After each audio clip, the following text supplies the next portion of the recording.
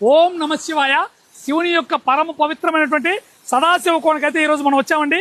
ఈ యొక్క సదాశివ కోణ తీర్థం పక్కనే మీకు శివుడు ప్రత్యక్షంగా నెలకొన్నటువంటి సహజ సిద్ధ శివుని గుడి అయితే గుహలో మీకు చూపిస్తాను. రండి ఫ్రెండ్స్, చూడండి చాలా కష్టతరమైనటువంటిది. రండి ఫ్రెండ్స్, శివుడు స్వయంగా నెలకొన్నటువంటి ఈ యొక్క గుహలో శివలింగం అనేది ఉంది. మీకు ఈరోజు చూపించే ప్రయత్నం చేస్తాను. చూడండి, మీరు ఎప్పుడైనా తిరుపతి దగ్గరలోని సదాశివ కోణకు వస్తే దయచేసి ఈ యొక్క శివలింగాన్ని దర్శించండి. చూడండి, సహజ సిద్ధంగా ఏర్పడినటువంటి గుహ చూడండి.